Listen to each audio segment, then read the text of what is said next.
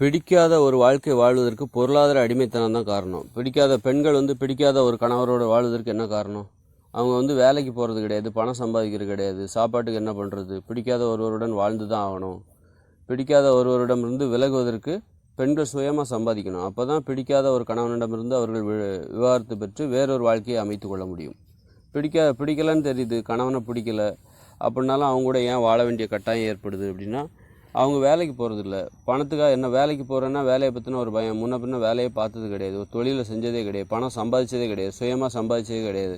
அப்படி இருக்கும்போது அவங்க எப்படி தனக்கு பிடிக்காத ஒரு கணவனை எப்படி விவாகரத்து செஞ்சுட்டு இப்போ இன்னொரு கல்யாணத்தை போய் தேட முடியாது. அதனால தான் பிடிக்கலனாலும் பரவாயில்ல, இந்த அடிமைத்தனத்தை ஏற்றுக்கொண்டு பிடிக்காத ஒரு வாழ்க்கையை சகித்து கொண்டு வாழ்வது தான் புத்திசாலித்தனம் அப்படின்னு சொல்லி அவங்க வாழ்ந்துடுறாங்க. இதுதான் அடிமைகளின் புத்திசாலித்தனம்.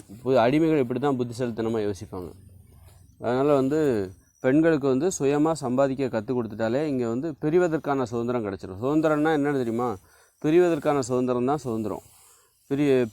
பிரிவது என்பது இங்கே எளிதாக இருந்தால்தான் ஒரு மகிழ்ச்சியான வாழ்க்கையை தேடி கண்டுபிடிக்க முடியும். மகிழ்ச்சியான வாழ்க்கை எடுத்த உடனே முதல் முயற்சியிலே அமைந்து விடாது. மகிழ்ச்சியான வாழ்க்கை என்பது, ஒரு பிடித்த திருமண வாழ்க்கை என்பது முதல் முயற்சியிலே அமைந்து விடாது. அதை நம்ம தேடி கண்டுபிடிக்கணும். தேடி கண்டுபிடிச்சாதான் மகிழ்ச்சியாக வாழ முடியும். மகிழ்ச்சியான வாழ்க்கையை கண்டுபிடிக்கும். சிலருக்கு உடனே அமையலாம், சிலருக்கு பெரும்பாலும் அமையாது. அதனால் அதுக்கு என்ன தேவை அப்படின்னா, பிரிவதற்கான சுதந்திரம். கல்யாணம் பண்ணுறது ஈஸி தான் அதெல்லாம். ஆனால் அது பிரிகிறது தான் கஷ்டம். அதனால் பிரிவதற்கான சுதந்திரம் இருக்குன்னா பெண்கள் பொருளாதார ரீதியாக ஆண்களை சார்ந்திராமல் தன்னை நம்பணும். பொருளாதார விஷயத்தில் பெண்கள் நேர்மையாக இருக்கணும். ஆணின் வருமானத்துக்கு அப்படியே ஆசைப்படுறது, ஆணோட பாக்கெட்டில் எவ்வளோ பணம் இருக்குன்னு எட்டி பார்க்குறது, அதை அப்படியே நம்ம சொந்தமாக்கிக்கணும். ஒரு கணவனை தேடும்போது, மாப்பிள்ளை பார்க்கும்போது பெண்கள் என்ன கனவுல 1 லட்சம் சம்பாதிக்கணும், அவன் 2 லட்சம் சம்பாதிக்கணும் அப்படின்னு ரொம்ப ஆசைப்படுறதெல்லாம் நம்ம பார்க்குறோம். அந்த மாதிரி ஆசைப்படக்கூடாது. ஒரு குடும்பத்தை நிர்வகிப்பதற்கு என்ன தேவையோ அதை அவங்ககிட்ட பெறணும், அவ்வளோதானே தவிர மீதமுள்ள பணம் எல்லாம் அந்த பெண்களுக்கெல்லாம் சொந்தம் கிடையாது. இப்போ ஒரு ஆணின் பணம் என்பது, ஒரு கணவனின் பணம் என்பது குடும்பத்திற்கு தான் சொந்தமே தவிர பெண்களுக்கு சொந்தம் கிடையாது. அது மாதிரி சரிசமமாக குடும்பத்துக்கு தேவையான பணத்தை சரிசமமாக பகிர்ந்து கொள்ள வேண்டும், பொறுப்பேற்று கொள்ள வேண்டும். அதில் ஒரு நியாய நீதி நேர்மையெல்லாம் இருக்குது. சும்மா அப்படியே அவன் நிறைய சம்பாதிச்சிட்டான் அப்படின்னா அவனுடைய அத்தனை பணத்துக்கும் ஆசைப்படக்கூடாது.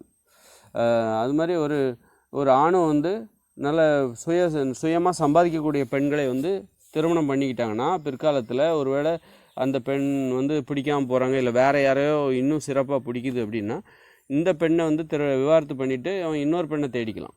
அப்போ அதுக்கு என்ன தேவைன்னா, இப்போ வேலை பார்க்குற பெண்கள் தேவை, சம்பாதிக்கிற பெண்கள். வெறும் படித்த பெண்கள் மட்டுமே போதாது.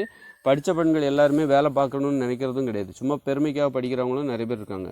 அதனால் வேலை பார்க்குற பெண்கள் இருந்துட்டாங்கன்னாக்கா, தைரியமாக வேலை பார்க்குற பெண்கள், சுயமரியாதை உடையவர்கள், நேர்மையான பெண்களை திருமணம் செய்து கொண்டால் அவர்கள் ஆணின் வருமானத்திற்கு ஆசைப்படாமல் தனது உழைப்பினால் வந்த வருமானத்துக்கு மட்டுமே ஆசைப்படுவாங்க. அதனால் என்ன ஆகும் அப்படின்னா, அவங்க பிற்காலத்தில் ஒருவேளை அந்த கணவனுக்கு அந்த மனைவியை பிடிக்காமல் போய்கிறது, அல்லது வேறொரு பெண்ணை இன்னும் அதிகமாக பிடித்திருக்கிறது அப்படிங்கும்போது அந்த பெண்ணோடு வாழ விரும்புகிறான் என்போது இந்த பெண்ணை விவாகரத்து செஞ்சுட்டு போகிறதுக்கு அது வசதியாக இருக்கும். அதனால் பெண்களுடைய அது பெண்களுக்கும் பொருந்தும். பெண்களுக்கும் தனது கணவனை பிடிக்கல, இல்லை வேற ஒரு ஆணை இன்னும் சிறப்பாக பிடிக்குது அப்படின்னா, அப்போது ஏற்கனவே கல்யாணம் பண்ணவனை விவாகரத்து பண்ணிவிட்டு புதியதாக ஒரு ஆணை திருமணம் செய்து கொண்டு வாழ்வதற்கு பெண்கள் சுய சம்பாத்தியத்தோடு இருக்க வேண்டும். ஒரு பெண்களுடைய அந்த பொருளாதார சார்பு நிலை என்பது ஆண்களை சார்ந்து இருக்கக்கூடாது. பொருளாதார அடிமைத்தனம் என்பது பெண்களுக்கு இருக்கக்கூடாது. அது மாதிரி ஆண்களுக்கும் இருக்கக்கூடாது. வெறும் ஆண்களும் பெண்களுடைய வருமானத்துக்கு ஆசைப்படுவாங்க. பெண்களுடைய சம்பாத்தியத்தை அப்படியே கொண்டு கொடுத்துடணும். வேலை பார்க்குற பெண்களின் அத்தனை வருமானத்திற்கும் ஆண்கள் ஆசைப்படுவாங்க. அவங்க வீட்டு பின்புலம், எவ்வளோ நகை கொண்டு வரா, எவ்வளோ சொத்து இருக்குது, அவங்க மாமனார் இறந்ததுக்கப்புறம் அந்த சொத்தெல்லாம் யாருக்கு போய் சேரும், இப்படியெல்லாம் கணக்கு போட்டுக்கிட்டு கூட இருப்பாங்க. அதிலெல்லாம் ஒரு நேர்மையான நடைமுறை நம்ம உருவாக்கணும். அவரவர் சம்பாத்தியம் அவரவருக்கு தான், அது மாதிரி வாரிசுக்கெல்லாம் போகக்கூடாது, உரிமை கொண்டாடக்கூடாது அப்படின்னு நம்ம எதையாவது சட்டத்தை உருவாக்கி பிறருடைய பணத்துக்கு, பிறருடைய உழைப்பினால் வந்த பணத்துக்கு எந்த வகையிலுமே நம்ம ஆசைப்படக்கூடாது. மரபு வழியாக அது மாதிரி உரிமையை அடிப்படையாக கொண்டு கூட நம்ம ஆசைப்படக்கூடாது அப்படிங்கிற மாதிரி அதை நடைமுறை உருவாக்கி பொருளாதாரத்தில் அனைவரும் சுயசார்புடன் வாழ்வதற்கான வழிகளை நாம் ஏற்படுத்த வேண்டும். அதுதான் மனித உயிர்கள் விடுதலை உணர்வோடு சுதந்திரமாக வாழ்வதற்கு உதவியாக இருக்கும். சுயமரியாதையோடு வாழ்வதற்கும் அதுதான் சுயமரியாதையோடு வாழ்வதற்கு நாம் எல்லாரையும் வேறு வழி இல்லை, நீ சுயமரியாதையோடு தான் வாழ்ந்தாகணும் அப்படின்னு கட்டாயப்படுத்தணும். அந்த மாதிரி விதிமுறைகளை உருவாக்கணும். பணத்துக்கு ஆசைப்பட்டு சுயமரியாதையை இழக்கின்ற வகையில் மனுஷங்க எல்லாருமே வந்து அந்த சுயமரியாதையோடு வாழ வேண்டும் என்கிற அந்த விழிப்புணர்வு எல்லாருக்குமே வராது. சிலருக்கு தான் அது நிர்பந்தமாக இருக்கும். சுயமரியாதையோடு வாழ்ந்தால்தான் வாழ முடியும் என்பது சிலருக்கு தான் நிர்பந்தமாக இருக்குமே தவிர எல்லாருக்கும் அது கட்டாயமாக இருக்குது. சிலர் வந்து எப்படி வேணாலும் நான் வாழ்ந்துருவேன் அப்படின்னு இருப்பாங்க. எப்படி வேணாலும் வாழ்ந்துருவேன் அப்படிங்கிறவங்கள கூட நீ சுயமரியாதையோடு தான் வாழ வேண்டும் என்று கட்டாயப்படுத்துகிற சட்டத்திட்டங்களை விதிமுறைகளை நாம் உருவாக்க வேண்டும்.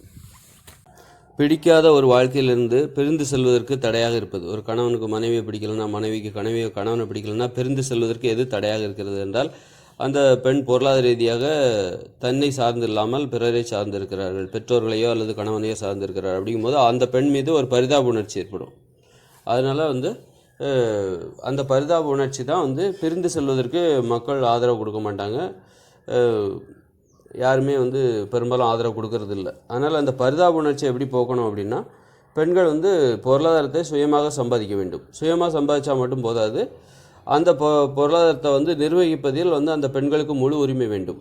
நிறைய பேர் வந்து 50,000 60,000 பெண்கள் சம்பாதிப்பாங்க, 1,00,000 கூட சம்பாதிப்பாங்க. அப்படியே தூக்கி புருஷன் கையில் கொண்டு தூக்கி கொடுத்துருவாங்க. அப்படி தான் வந்து அந்த புருஷன் வந்து சொல்லியிருப்பார், உன்னுடைய ஏடிஎம் கார்டை எங்களுக்கு போய் கொடுத்துரு அப்படின்னு சொல்லிட்டு தான்.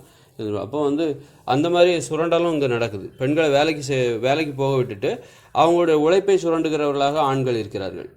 ஆண்கள் பெண்களை விட மிகப்பெரிய திருடர்களாக இருக்கிறார்கள். எப்படி பெண்கள் வேலைக்கே போகாமல், அதனால தான் பெண்கள் நிறைய பேர் வேலைக்கே போகிறதில்ல. வேலைக்கு போனாலும் அந்த பணத்தில் அப்படியே தானே தூக்கி உங்கள் கையில் தரோம், அதில் எங்களுக்கு என்ன உரிமை இருக்குது, அப்புறம் 1000 வேணுமா 500 வேணுமா கேட்டு தானே வாங்கிக்க வேண்டியதாக இருக்குது கணவன்கிட்டருந்து. அதனால பெண்கள் நிறைய பேர் வேலைக்கே போகிறதில்ல. வேலைக்கு போகிறதுல அவங்களுக்கு நம்பிக்கை இல்லை, ஆர்வமே இல்லை, ஊக்கம் உற்சாகம் எதுவுமே இல்லை. ஏன்னா சுரண்டப்படுகிறார்கள் ஆண்களால். பெரும்பாலும் எப்படி பெண்கள் ஆண்களை சுரண்டுறாங்களோ, ஆண்களின் உழைப்பை சுரண்டுகிறார்களோ வேலைக்கு போகாமல் வீட்டிலே இருந்து, அதுபோல் ஆண்களும் பெண்களின் உழைப்பை சுரண்டுகிறவர்களாக இருக்கிறார்கள். வேலைக்கு போகாமல் வேலைக்கு போக விட்டுட்டு பெண்களை வேலைக்கு போக அனுமதித்து விட்டு அவருடைய சம்பாத்தியத்தை அத்தனையும் ஆண்களுக்கு கொடுத்து விட வேண்டும் என்று இருக்கிறார்கள். ஒருவர் மாற்றி மாற்றி ஏமாற்றி சுரண்டி கொண்டு இருக்கிறார்கள். பெரும்பாலும் பெண்கள் பிடிக்காத வாழ்க்கையிலேருந்து பிரிந்து செல்வதற்கு ஏன் அனுமதிக்க மாட்டேங்கிறாங்க, நிறைய ஆதரவு ஏன் மக்கள்கிட்ட கிடைக்க மாட்டேங்குது அப்படின்னா, பரிதாபம் தான். பாவம் அந்த பெண்கள் என்ன பண்ணுவாங்க, அப்புறம் அந்த பெண் வேலைக்கு செல்லாமலே பழகிட்டாங்க வாழ்க்கையில். இனிமேல் இந்த மாதிரி பிரிஞ்சு போனாக்கா அந்த புருஷன் வந்து அவளை விட்டுட்டு போனால் என்ன பண்ணுறது, அந்த பெண்ணோட வாழ்க்கை என்ன ஆகுறது, அந்த பையங்களோட வாழ்க்கை பசங்களோட வாழ்க்கை என்ன ஆகுறது அப்படின்னு அந்த பரிதாப உணர்ச்சி தான். அப்போ பெண்கள் சுயமாகவே பணத்தை சம்பாதிக்கிட்டாருன்னா அந்த பரிதாப உணர்ச்சி குறைஞ்சி போயிடும். இன்னும் இந்த அரசாங்கம் பெண்களை பரிதாபத்திற்குரியவர்களாக வைத்திருப்பதுக்கு இந்த அரசாங்கமும் ஒரு காரணம். ஏன்னா வந்து கல்வி மருத்துவம் எல்லாத்தையும் இலவசமாக கட்டணம் இல்லாமல் கொடுக்கணும். கட்டணம் வாங்கிட்டு பிள்ளைகள் படிப்பதற்கு மிகப்பெரிய கட்டணத்தை தனியார் மயமாக்கும் போது, மருத்துவ செலவு எல்லாமே தனியார் மயமாக்கும் போது பிள்ளைகளை வளர்ப்பது மிகப்பெரிய கடினமான ஒரு பணியாக இந்த அரசாங்கம் மாற்றிவிட்டது. அப்படி இருக்கும்போது குடும்ப வாழ்க்கையில் பிரிவுகளை அனுமதிக்கக்கூடாது. பிரிஞ்சுட்டா அந்த குழந்தைகள் எப்படி படிப்பாங்க, குழந்தைகளோட எதிர்காலம் என்ன ஆகிறது அப்படின்னு சொல்லிட்டு பிரிவதற்கு அனுமதி என்பது இல்லாமல், அதன் காரணமாக பிடிக்காத வாழ்க்கையை நீ சகித்து கொண்டு தான் வாழ வேண்டும் பிள்ளைகளுக்காக அப்படின்னு சொல்லிட்டு அந்த மாதிரி நிர்பந்தப்படுத்துகிறார். பிள்ளைகள் வந்து ஒரு 8 வயசுக்கு மேலே ஆயிடுச்சுன்னா, 8 வயசுக்குள்ளே யாருமே பெற்றோர்கள் பிரியக்கூடாது. 8 வயசுக்கு மேலே பிரிஞ்சிடணும். 8 வயசு வரைக்கும் அந்த பிள்ளைகளுக்கு அந்த பெற்றோர்களின் அன்பு என்பது தேவை. அதுக்கு மேலேயும் தேவை தான். ஆனால் இது ஒரு அடிப்படையான ஒரு தேவை என்பது அது போதுமானது. அதனால் பரிதாப உணர்ச்சியை தவிர்ப்பதற்கு வந்து பெண்கள் வேலைக்கு போகணும். அரசாங்கமும் கல்வியை மருத்துவத்தை கட்டணம் இல்லாமல் செய்ய வேண்டும், கட்டணம் இல்லாமல் கொடுக்க வேண்டும், அரசுடைமையாக ஆக்க வேண்டும் கல்வி மருத்துவத்தை. அதன் மூலம் பெற்றோர்களுக்கு குழந்தை வளர்ப்பு என்பது ஒரு சுமையாக இல்லாமல் சுகமாக அது மாறும். அதனால் பிள்ளைகளின் எதிர்காலத்தை கருத்தில் கொண்டு தங்களுடைய மகிழ்ச்சியை தியாகம் செய்கிற பெற்றோர்களாக யாரும் இருக்க வேண்டிய அவசியம் இல்லை. பிடிக்காத வாழ்க்கையிலிருந்து எளிதாக பிரிந்து செல்வது அப்போது சாத்தியமாகும். அப்போது அதற்கு வரவேற்பும் கிடைக்கும் மக்களிடமிருந்து.